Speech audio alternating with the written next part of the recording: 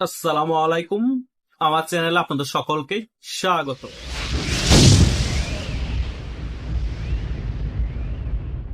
জামিনে মুক্তি পেয়ে নারায়ণগঞ্জের সাবেক মেয়র বাগিনী আইবি রহমানের হুঙ্কার শুরু।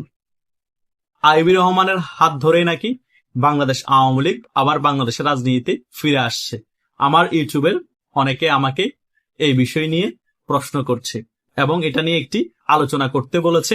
আমি এই বিষয়টা নিয়ে একটি ক্লিয়ারলি আলোচনা করব। প্রথমত, নারায়ণগঞ্জের মধ্যে মেয়র আইবির জনপ্রিয়তা এখন আওয়ামী লীগ ক্ষমতায় না থাকলেও শীর্ষে আছে, এবং আওয়ামী লীগ যখন ক্ষমতায় ছিল শামীম ওসমান থেকেও মেয়র আইবির জনপ্রিয়তা শীর্ষে ছিল। শামীম ওসমান এত প্রভাবশালী ছিল, পুলিশ প্রশাসন তার হাতে ছিল, ছাত্র রাজনীতি, যুব রাজনীতি, আওয়ামী লীগের রাজনীতি সকল কিছু তার হাতে থাকার পরেও তিনি মেয়র নির্বাচনে মেয়র আইবির কাছে হেরে যায় এবং বিএনপির তৈমুর আলম খন্দকারকে টেকনিক্যালি ভাবে যখন শামীম ওসমান নির্বাচনে দাঁড় করায় মেয়র আইবিকে হারানোর জন্য, তখনও কিন্তু দুই বলয় মিলে বিএনপি আওয়ামী লীগের বলয় মিলেও মেয়র আইবিকে হারাতে পারেনি। কারণ মেয়র আইবিকে শুধু আওয়ামী লীগের নেতাকর্মীরা ভালোবাসে না, সাধারণ জনগণও ভালোবাসে এবং বিএনপির লোকেরও ভালোবাসে। আমি এই সবসময় একটা কথা বলি যে ভারতের প্রথম প্রধানমন্ত্রী জওহরলাল নেহরু বলেছিলেন, দলীয় নেতা হওয়া অনেক সোজা, জননেতা সকলে হতে পারে না। মেয়র আইবি শুধু আওয়ামী লীগের দলীয় নেতা না, মেয়র আইবি হচ্ছেন একজন জননেতা।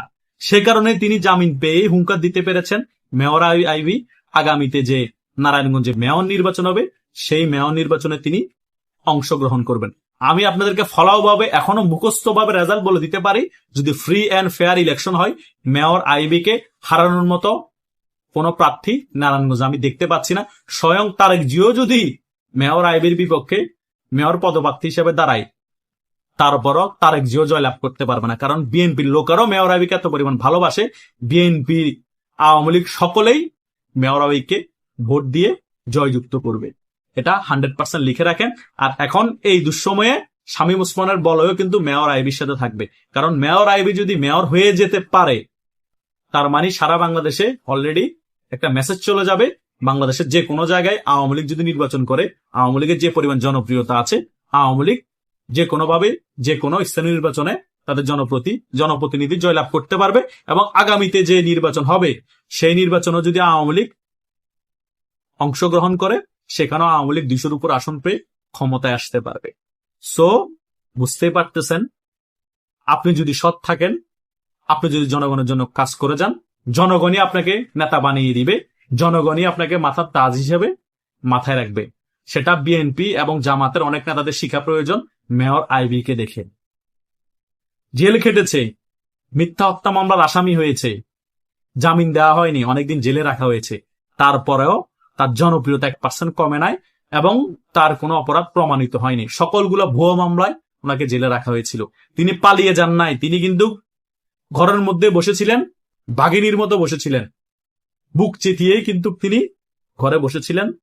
এই সুদিনুর সরকার জোর করে তাকে গ্রেফতার করেছিল, কিন্তু দিন শেষে বাধ্য হয়ে ওনাকে জামিন দিতে হয়েছে এবং তিনি হুঙ্কার দিয়ে ক্লিয়ারলি বলেছেন আগামীতে তিনি মেয়র নির্বাচন করবেন। আমি এটা আবারও বলছি, আগামীতে মেয়র নির্বাচন করলে মেয়র আবার হবেন এই মেয়র আইবি, এবং মেয়র আইবি মেয়র হওয়ার পরেই বাংলাদেশ আওয়ামী লীগের সুসময় শুরু হয়ে যাবে।